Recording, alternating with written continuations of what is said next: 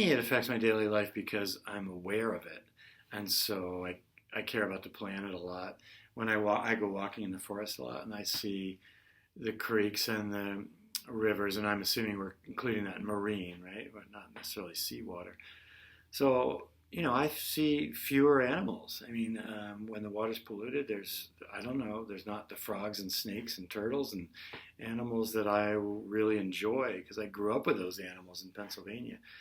So it makes me a little sad that they're not here. Then there's signs where I go down on the Izar to go swimming. There's warning signs that sometimes there may be bacteria in the water that can make me sick. Sewage treatment plants and things like that. I've been to places where I could no longer go into hot springs or places that I enjoyed because of pollution. So it does restrict me. Oh, I think there are many ways it can affect our life. For example, the plastics going to the ocean gets back to us via the food chain. If I eat fish, I essentially ate the plastic I may throw away a couple of weeks ago in the bin. So for myself, it's more or less the whole water pollution, yeah, as one big thing, yeah. Of course, at the end, it all goes into the oceans, yeah, in the marine. The quality of the water goes down, yeah, of course, because of the pollution. One example from the Danube. From the Danube goes every day 4 tons of plastic into the Black Sea. Then with the pollution of the water is the biodiversification goes down.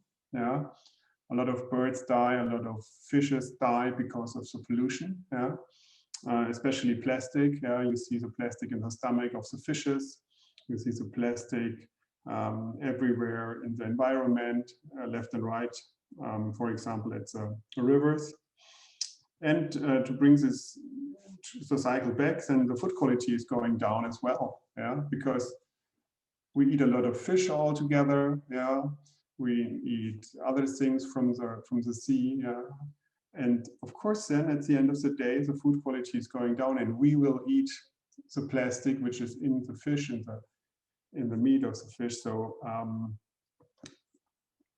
to summarize this very shortly, it's every second you drink water, for example, this is something where the marine pollution has an effect. Yeah, so it's tremendous. Yeah, and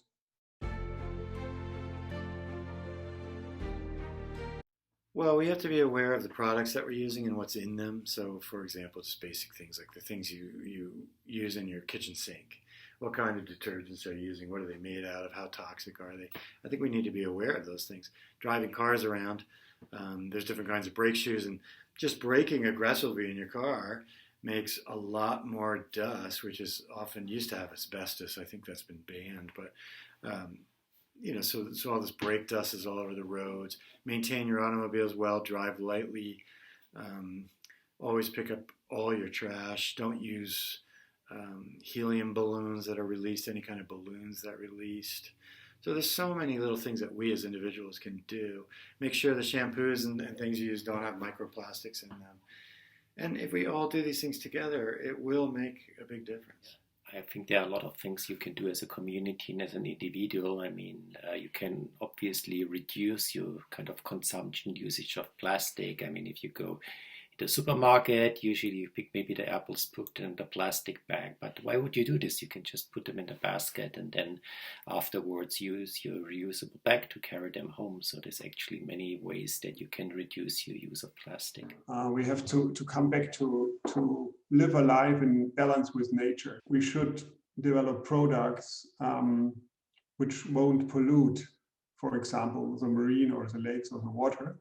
Yeah, because all products from nature, they are in a cycle. They disappear at the end of the day. Yeah. So, but plastic, plastic, for example, never disappears.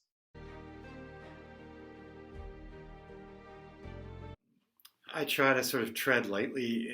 I try not. Now it's easy not to fly much. Flying's not good for the environment. But I try not to use my car whenever I can, or if I use my car, I plan it out. So I'm going out to go one place. I try to think of all the errands I can run in that single car usage to minimize my car usage. I keep my thermostat down. When I leave the house, I turn the heat down. I have electrical systems in my house that heat only the small amounts of water that I need. So there's a lot of different things we can do to think about energy use, because energy is a big polluter. I mean, the obvious one is obviously recycling, but I think that's easy. I think we should all look a little bit more in our transport options and choices. So why should I take the car, for example, to the supermarket if I can take the bike? Yeah, so I think there's a couple of things we can do for the environment. The other thing in my daily life, if I, for example, if I go in nature, I always take 3 things and collect them. Yeah, you know, there's always plastic around you. If you go to the Starnberger See or whatever, there's always plastic things or rubbish. So I take these things, at least 3 things, and store it away. This is the one thing I do really on a daily basis.